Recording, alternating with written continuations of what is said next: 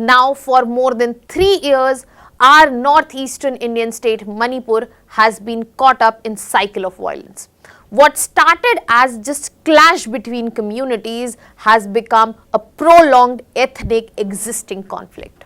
But why did it start? Why has been Manipur burning for so long? What are the issues, who are the stakeholders, and what needs to be resolved? Hello everyone, welcome to Vajiram and Ravi's Flash News. My name is Shubhangi Singh, and in today's session, we are going to discuss all of the above that we have just talked about to understand that what exactly is boiling up and has been boiling in Manipur. So when we look at our northeastern Indian state of Manipur, what we have seen in front of us as of now, this is a trigger point that has been pressed for something that has been existent for very long. But what exactly has happened? Let us try to understand that. So this month itself, a bombing happened, and this bomb blast in Bishnupur led to death of 2 children. Now when we are talking about these 2 kids, now when we are talking about this particular death, this led to a renewed clash between Meitei tribe and Kuki tribe. Now why this clash happened? Because the victims belonged to the Meitei tribe and they blamed the Kuki groups which were involved, the Kuki fighters, but Kuki fighters have denied any involvement at all. As a result, protest erupted, violence erupted, we saw ambushes on highway, curfews and so much more. So what did we see? That we have temporary peace existing in Manipur, and this particular incident triggered the violence yet again. But when I am saying temporary peace from what? Temporary peace from this prolonged ethnic conflict which is not present as of now, which has been seen since independence, and it is burning up especially since last 3 years. Now let us move a little back in history to understand that where all this is coming from, and also understand right here that who are the people who are the key stakeholders in this particular conflict.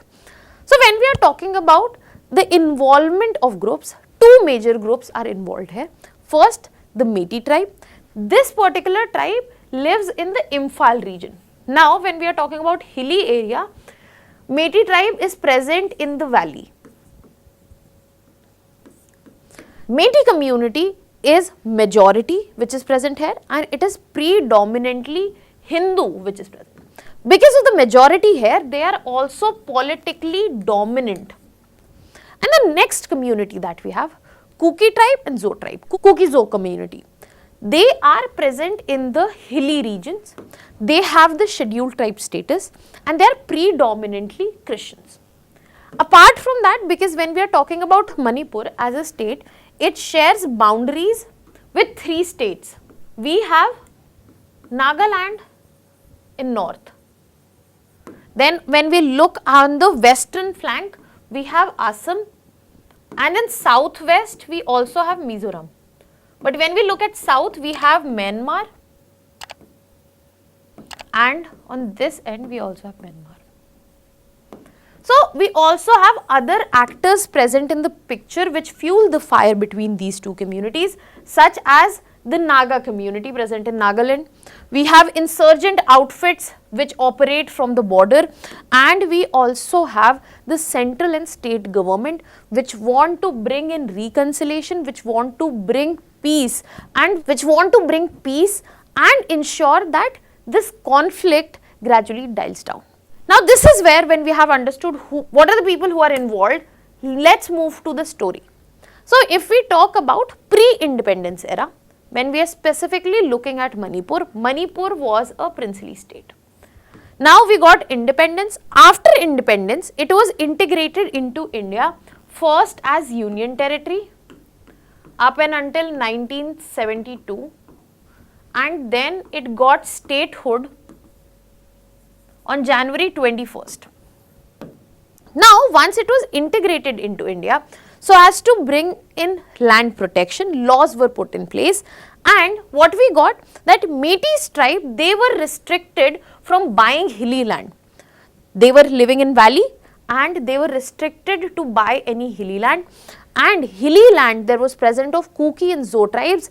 They got ST protection. They got the scheduled tribe protection from the given status.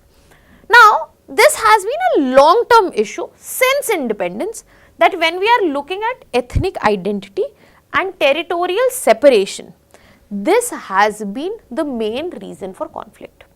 They believe they are using the resources, they believe they are exploiting the resources, and apart from that, this has been further fueled by what? The insurgency and also the autonomy demands that Manipur needs to be independent, or the tribes want to go on their own. So, this conflict that we are talking about, it is long-standing, it is multi-layered, it is chaotic, where there are not just ethnic disputes, there are land disputes, and there are also weak governance issues.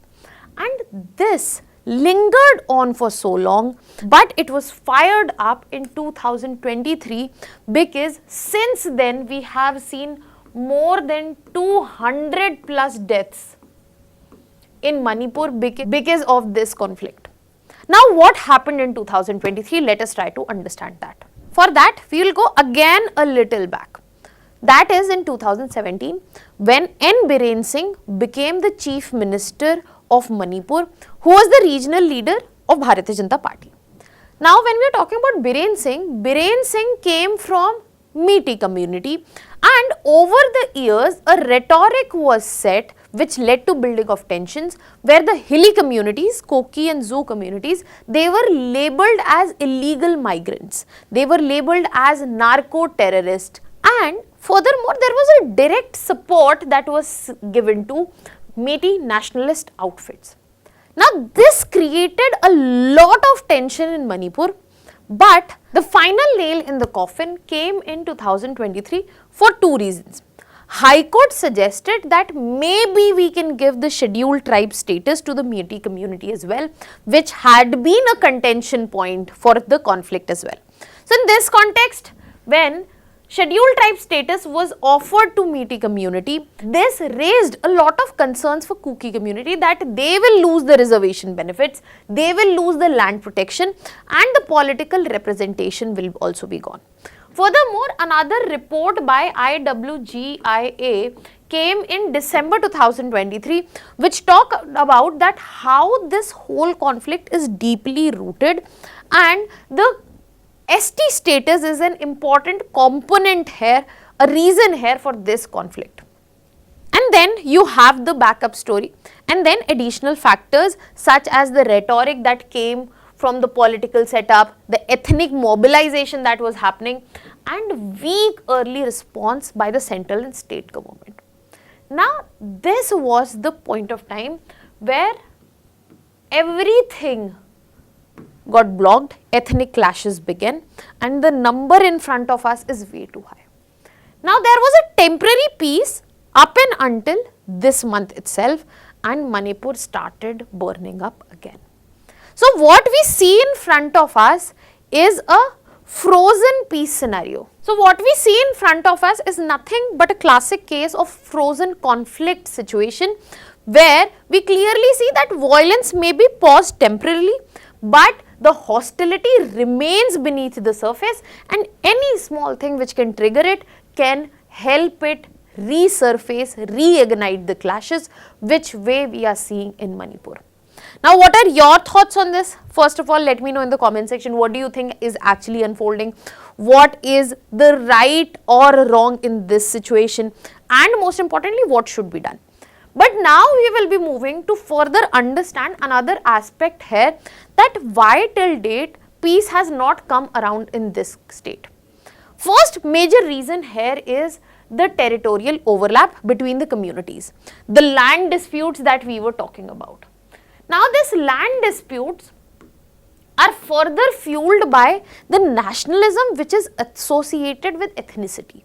How their aspirations about their community is not limited to just land or an identity, how they look towards a bigger form of it. For example, Greater Nagaland or other aspiration. And third is the fact this is where governance has failed. A huge challenge has been that weak governance has existed. Delayed response has been seen. There has been bias, there has been extreme trust deficit. For example, a huge concern from Manipur is the fact that our Prime Minister, who gets the time to go here and there but has never visited the state, especially in this regards. So, people are feeling dissociated from the mainland. People are feeling dissociated, they are not feeling connected, and the only connecting point they have here is their ethnicity. And that is why, till they are too attached to it, where they feel sensitive, they will fight to death for it, and that is what exactly is happening in Manipur. Furthermore, another factor that we need to consider here are the economic grounds. It is not just what exactly is happening here, it is also what is further fueling here. So, Manipur, because it shares border with Myanmar and it is with extreme proximity with Golden Triangle. Now, Golden Triangle, we are referring to 3 countries here which are known for the drug trade. So, till the time this conflict is ongoing, the focus is there, these illegal networks can work. The insurgency can fuel and this network will remain intact. And another factor, when we look from the society angle, we get to see that the settlements have been segregated for so long and the local groups are capable in their own terms, in their own mentality, and they are armed, which further reignites the clashes, which leads to casualties and so much. So, this is where I ask you yet again that what do you think? These are the challenges, these are the issues, what needs to be done? We understand that conflict have existed, but what should be the way forward from here on? Let me know in the comment section. I'll be leaving you here with the prelims practice question. Again, answer that in the comment section. I'll be waiting for your answers. This is the question for the day. That was all from my side. Thank you so much.